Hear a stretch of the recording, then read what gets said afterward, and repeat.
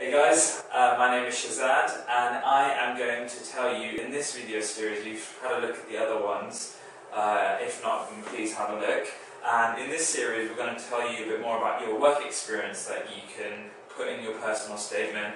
Now, work experience is a very important part of the personal statement.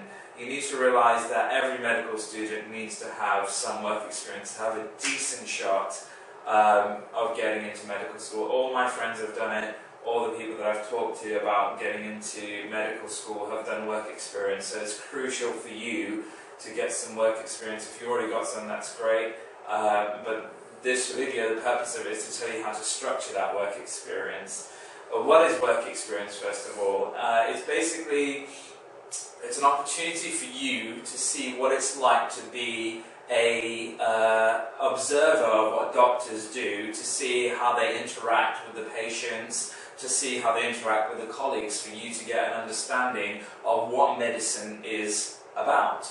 And it gives you that. It gives you a small idea, but it will give you an idea that will help to enhance your perception of what medicine is and give you a better chance to get into med school, because you've got that awareness and insight.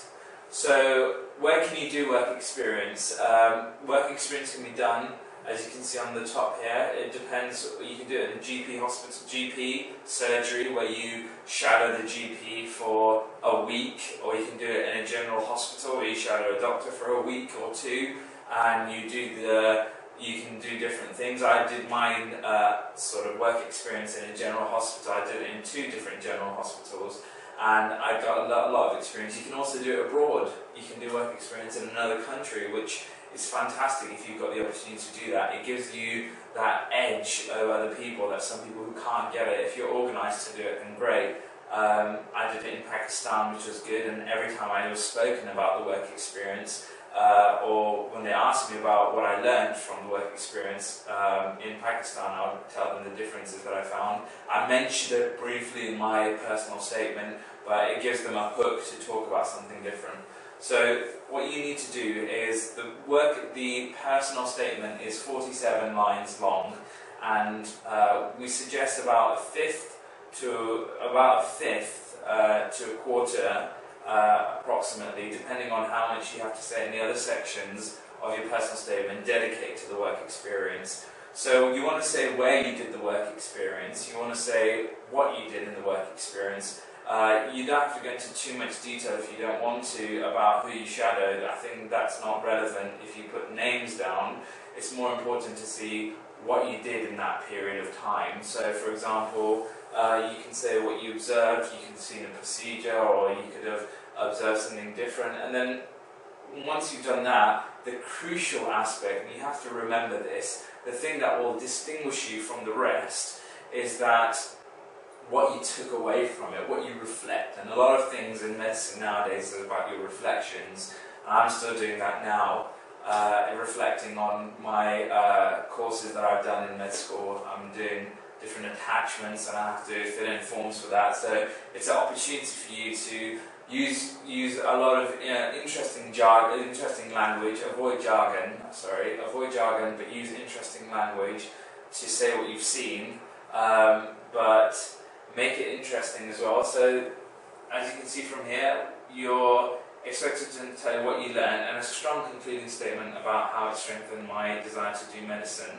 So the next point is this point here. So this is an example of what you can write in your work experience. So you can, if you read it from the top with me as I go along. So during my time as a work experience student in various general hospitals, I've learned how important patient confidentiality is and appreciate the level of professionalism involved in treating the patient. So it tells you where you did the work experience, and it goes into what you learned, the patient confidentiality and the professionalism. And then this is your observation of the profession. The next bit you have to do is the observation of what the staff or the doctor you saw. So the medical staff that I worked with and observed had the ability to communicate clearly and precisely and operate effectively within a team. The doctors showed astute leadership skills and exceptional confidence in their colleagues. So you've covered the scope of what the patient interaction is, what the medical staff are doing, and what the doctors have to show. So this is quite a good example of how you should structure your work experience. Don't use it as a template for what you're going to write, because everyone's different. Some people have done it in a hospice, some people have done it elsewhere. So my summary for this video is that it's a very important aspect of your personal statement. If you've got a lot of work experience, then you have to structure which one's more important. You have to structure which one goes at the top and which one you think is the most relevant one. Usually there isn't a hierarchy of what you did, but the closer you are to see what a doctor does is probably the best work experience that you can have. And if you're lucky enough, you could have got some work in a hospice as well, which shows your empathy. The idea is to give that impression that you know what you're talking about when you go into medicine. So the work experience is a very important part. You have to write down what you've done in the work experience, or where were you in the work experience, where was it done in a general hospital, for example. And then you have to give down what you learned from the work experience as well. That's the main thing. And you can, I haven't wrote it in here, but you can write a strong concluding statement about what it is about the work experience that strengthened your desire to do medicine.